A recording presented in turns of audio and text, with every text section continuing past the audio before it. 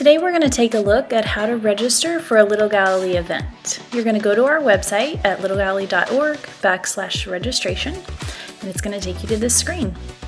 You are going to enter your email address and password that you used when you signed up as a new user in our system. If you're having trouble getting logged in, please give us a call at the office and we can help you reset your password. Once you're into our system, you're going to continue to add people to the registration for the season you're looking at. As you can see, Mike Brady is the parent that is already in our system. I'm going to go ahead and add Carol Brady as the additional parent in this household. Then I'm going to go ahead and add the campers that I want to add to this household and register for this upcoming summer season. So I'll go ahead and enter each camper that I want to register in this section here.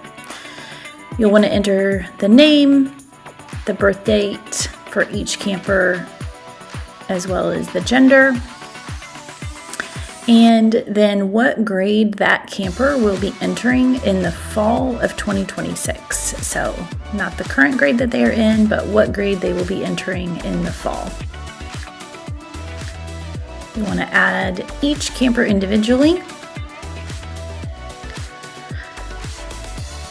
making sure you choose the correct gender. That's what we go on to place campers into cabins. So you'll want to make sure that you check that appropriately.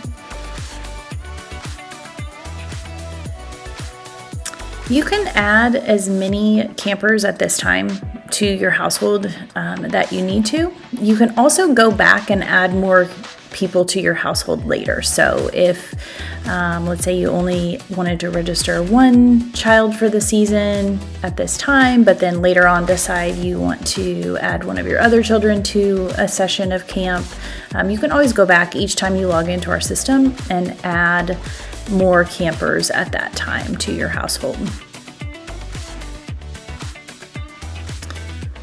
All right, once you have your campers entered, you're going to want to click the continue button.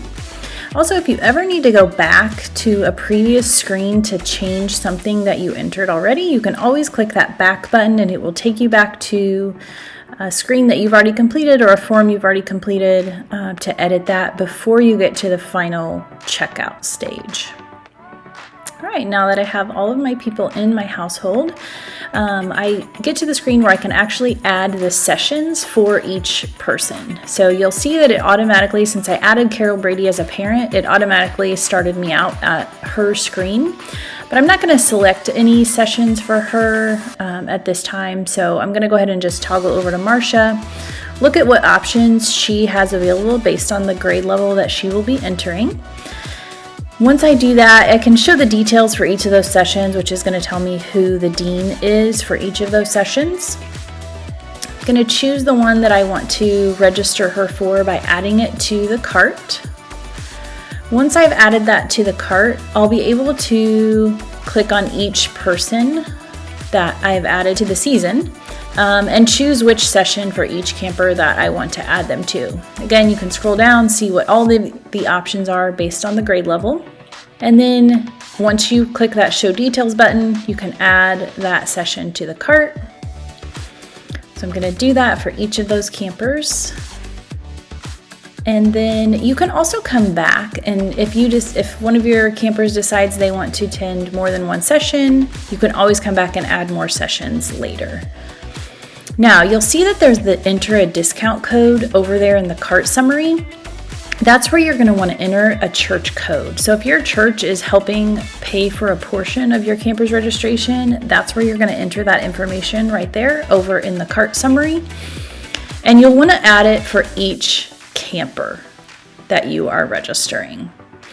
Now you'll see that it's not going to let me move on because I didn't select any sessions for Carol. And so I'm going to go ahead and just click that red X next to her name because I'm not registering her for anything at this time. Once I take her out of the cart summary, it'll leave everything else I've already put in, and then I can continue to the Canteen button. Now you'll see at the top you'll have the suggested amounts. Those are just amounts that we see campers typically spending on snacks throughout the week of their camp sessions. So you can choose that amount for each of your campers that you want to add, and it will add it to your cart summary over to the side. You're also able to go back in and add more camp store money at a later time. Even if your camper is at their session of camp and you want to add more, you can do that at that time. Now these amounts are not refundable, so we suggest you try to guess as close as possible. Any money left in the camp store wallet at the end of the season just gets donated back to the camp. Once you've added your camp store wallets, you're going to want to continue on, and it's going to take you to the screen to fill out forms. The household form is a required form that has to be filled out. This just gives us information about your household. You'll want to make sure if you're interested in receiving text messages, you have your cell phone number and you've clicked that orange box to opt in. We typically use text messages for things that just are a little more urgent than an email, maybe a weather-related announcement, something like that. So click that opt-in button if you want to receive those kinds of messages.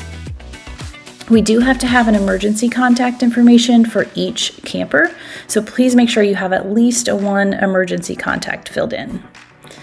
Then at the bottom, there is a option to select your church, and there's a long list of churches there in alphabetical order in our area. It's really helpful to us if you select your church. That just helps us know where our campers are coming from. After you have your household form completed, there will be a medical form for each camper to fill out, and this is required, but you don't have to complete it at the time of registration. If it is a little bit lengthy, there's several different tabs there that you're going to need to click through and fill out information. So if you don't have that information as you're registering, you can go ahead and skip that form for now. You do need to fill out the camper information form. This is where if your camper is coming to a main camp and staying overnight, and they want to be in the same cabin as someone else, you are going to want to fill that information out in the Bunkmate Request. That helps us make sure we get campers in the same cabins that want to be together.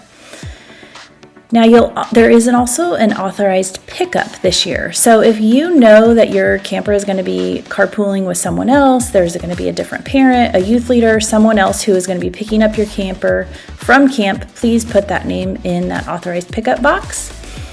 Fill out the baptism question, the solicitation clause, and our cell phone policy. Once you've agreed to all of those, it'll give you the option to go ahead and move on to the next camper forms.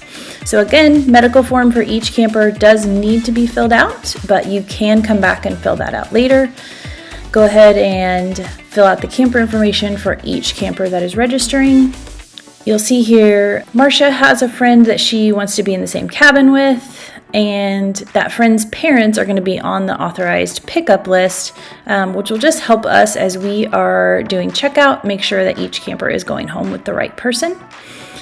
Again, agree to those solicitation clause, cell phone policies, and then you can move on to your next camper. If your camper doesn't have a bunkmate request, it's okay to leave that blank. You don't have to have anything filled in.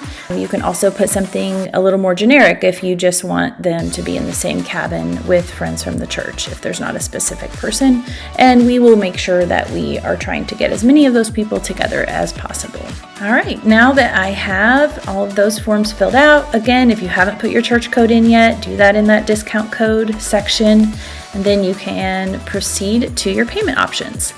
You'll see there's different payment options, just kind of depending on when you register. So there's some monthly installment option plans. You are required to pay a deposit when you register.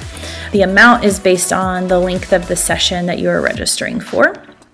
So once you've chosen what option of payment you want, it'll give you your summary of who's registering for what session, what forms you've already filled out, and then which payment option you chose. So I chose the 6 bi-monthly installments, so it's going to have me pay the deposit today, along with the dates and the amounts for each of the additional payments that will come out. Once you've filled in your credit card information, you're going to continue to confirmation. That should give you an email pretty quickly that tells you you are registered. If you have any questions, just give us a call in the office.